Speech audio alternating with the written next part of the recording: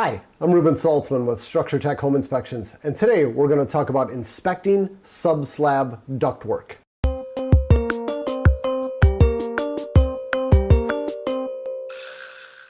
So before we get into the specifics of how to inspect sub-slab ductwork, let's define what we're talking about.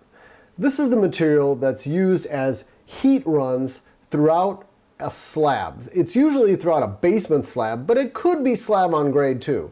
When you got a concrete floor, they pour the floor over ductwork. Now, on paper, this is a great way to run your heat ducts. It means that the heat registers are all located at the floor. Warm air, I should say, wants to rise up, and it creates better coverage throughout a basement. I think it's a fantastic way to do it. Again, on paper. The problem is that a lot of time water can get into that ductwork. That's where we see issues. And occasionally we find issues with the ductwork itself. I'll come back to that at the end of this. But the big culprit, the big thing we're concerned about is water getting in there. And from a home inspection perspective, when we come across sub-slab ductwork, that's what we're looking for. That is our huge concern with it, is there water in there now? Was there water before? And to do this, we make a point. I'd say this should be a best practice for every home inspector out there, is to remove every floor register cover that you possibly can. Take that floor register cover off, get a good mirror and a nice powerful flashlight, and look down the length of the ductwork both ways, checking for any signs of past water intrusion. We're looking for staining, we're looking for standing water, we're looking for signs that there was water and somebody has scrubbed the ductwork to try to hide signs of that. We're looking for all this stuff. Now, if there is standing water in there, it needs to be addressed. Someone needs to do something about it. And if there's signs of past water intrusion, that raises questions. Why was there water in there to start with? If the issues have been corrected, what was done? And how long ago were those issues addressed? Meaning, has it stood the test of time? Did they had a problem 6 months ago and they think they licked it, but they haven't had enough rain to really test it yet? These are all questions that need to be asked. So when we find it, we like to ask a lot of questions. And if someone does have a problem but nothing has been done to fix it yet, the typical way of addressing it would be, well, you got two paths.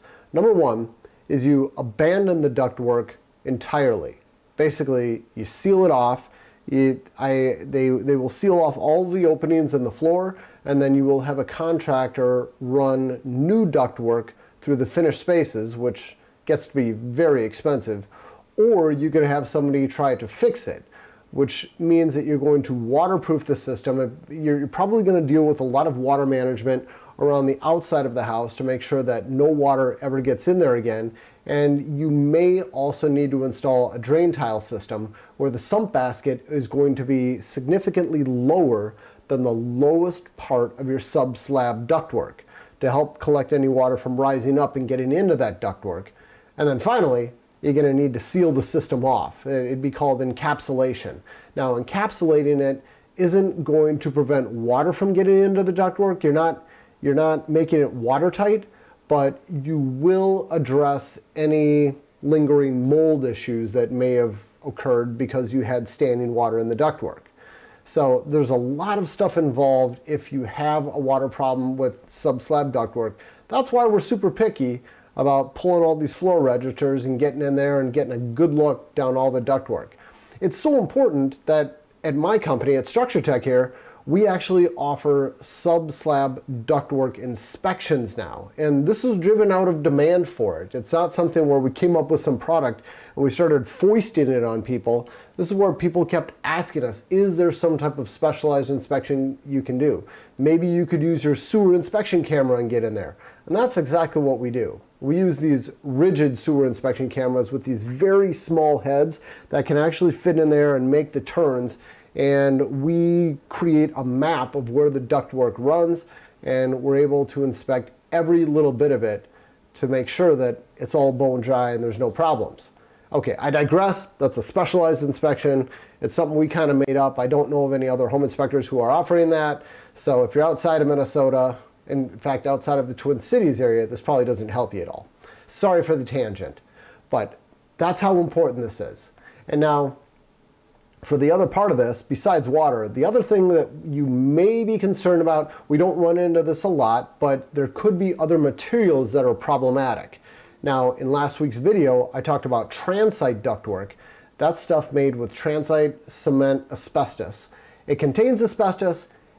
People get whipped up about it, but we don't. It's not a big concern. The asbestos fibers are not easily released into the air. We don't have any issues with that material.